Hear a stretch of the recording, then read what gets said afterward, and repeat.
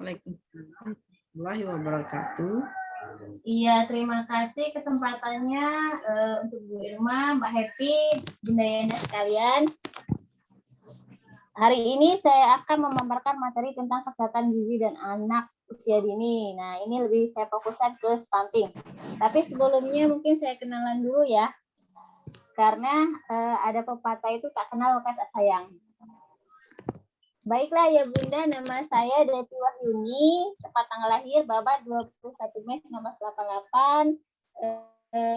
Aktivitas itu ibu rumah tangga, guru PAUD dari 2014 sampai dengan sekarang, juga sekretaris Himpaudi di Kabupaten Musi Banyuasin. Mungkin itu saja ya perkenalan singkat saya.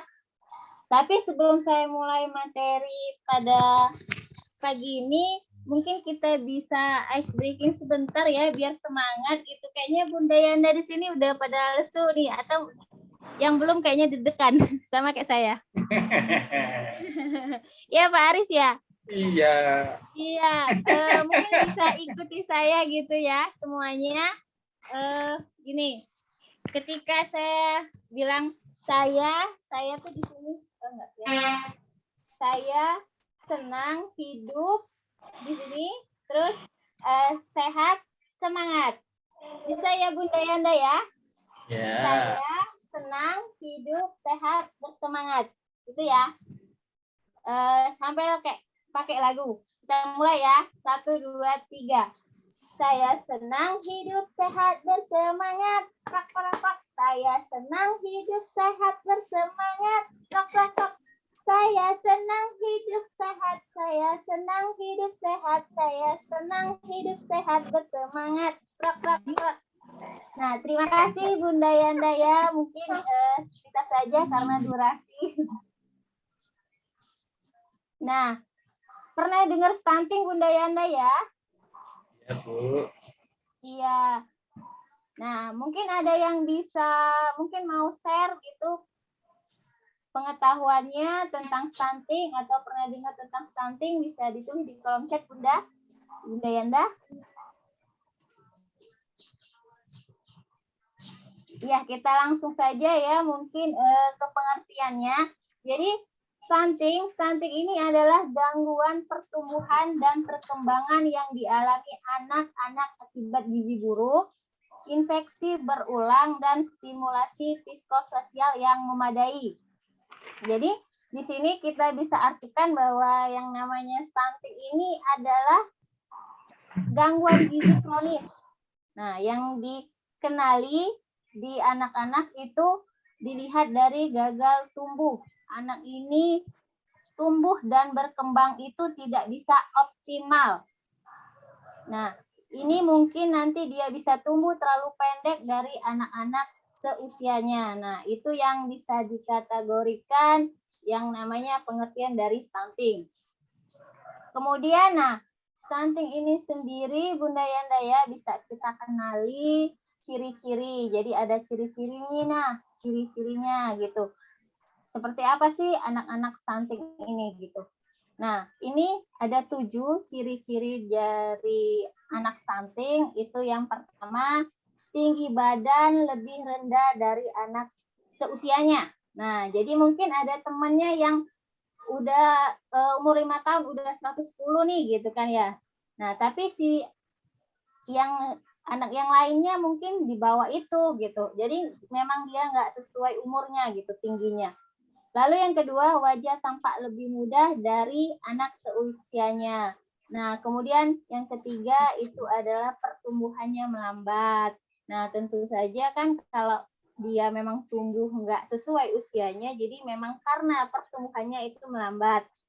Kemudian yang keempat, usia si anak dari 8 sampai 10 tahun, anak menjadi lebih pendiam, tidak banyak melakukan kontak mata. Lalu yang kelima, tanda pubertas terlambat. Yang keenam, performa buruk pada tes, perhatian, memori belajar. Jadi memang di sini si anak yang mempunyai yang stunting ini, dia biasanya agak lambat di kelas gitu. Terus mudah lupa, nggak bisa konsentrasi dengan baik. Nah, itu juga merupakan salah satu ciri-cirinya. Kemudian yang ketujuh, ini pertumbuhan giginya juga terlambat, tidak sesuai usianya. Seharusnya umur sekian sudah tumbuh, nah dia belum gitu. Nah ini juga menjadi salah satu ciri-ciri stunting.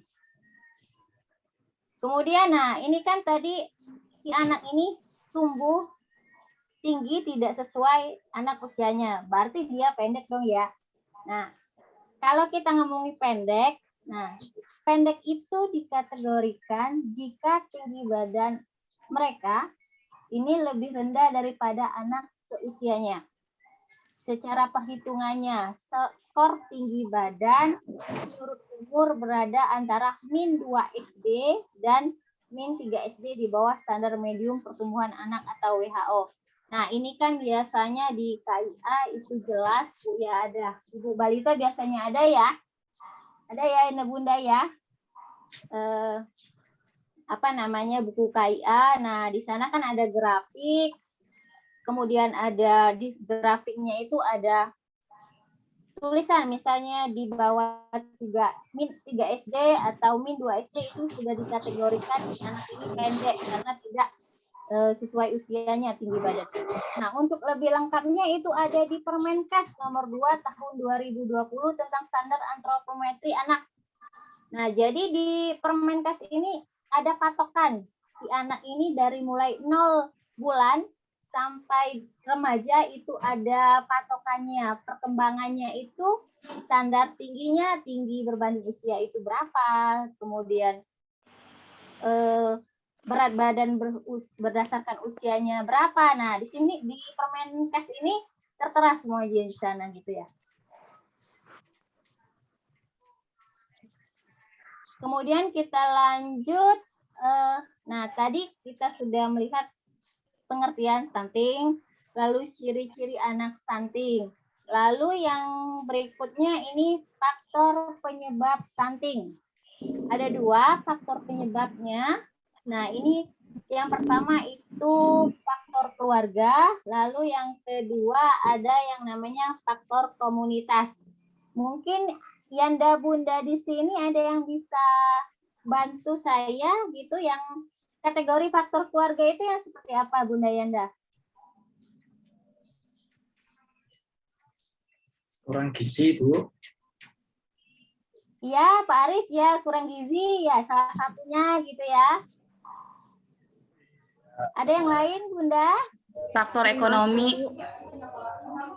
Ya, bisa juga seperti menit. itu. Nah, jadi ya, Buruknya sanitasi.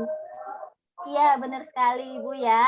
Semuanya masuk di sana, faktor keluarga. Jadi mulai dari gizinya, asupan si ibu anak ini ketika mengandung sampai anak ini lahir, ketika batitannya itu asupan gizinya kurang atau tidak memenuhi standar asupan yang baik gitu, nggak cukup asupan gizinya, lalu sanitasi di rumahnya memang kurang baik, kemudian apa tadi yang ibu tadi ngomong apa gitu ya, saya lupa. Nah, Halo. ya halo, suara saya jelas Bu? Ya, waktunya sudah tinggal 1 menit ya Ibu. Oh iya, maaf. Nah, kemudian faktor komunitas nggak terasa Bunda. Ini faktor komunitas ini dari lingkungan, mulai dari sama ada gizi juga, tapi dia lebih ke dinas-dinas terkait. Kemudian, nah kalau ada stunting, ada penyebabnya. Nah sekarang ada penanggulangannya nih stunting, mulai dari yang namanya pencegahan, lalu ada juga yang namanya penanganan. Sama ya melalui gizi, melalui. Maaf Ibu Devi, waktunya sudah habis. Oh. Habis. Tapi kayaknya masih ini ya. Gimana? Bentar ya. Ya. Boleh Bu? 1 menit. Ya, kalau untuk pencegahan itu bisa dimulai dari 1000 hari pertama kehidupannya. Kalau di penanganan, kalau memang gagal di pencegahan, bisa nanti distimulasi ketika anak ini berusia 2-6 tahunnya. Atau memang kalau masih mengalami kegagalan, bisa nanti distimulasi lagi ketika si anak ini remaja. Nah, mungkin itu ya Bunda Yanda ya. Jadi stunting ini memang bisa banyak sekali di Indonesia sekarang, tapi itu sebenarnya bisa ditangani dari mulai sejak usia dini dari 1000 hari pertama kehidupannya. Mungkin itu saja yang bisa saya sampaikan. Nah, ini ada kuis gitu ya. Salah satu kebagian adalah ketika melihat senyum dan keceriaan menghiasi wajah setiap anggota keluarga, dan itu bisa tercipta jika mempunyai tubuh dan jiwa yang sehat gitu ya, Bunda Yanda ya. Mungkin itu saja. Terima kasih atas kesempatannya. Assalamualaikum.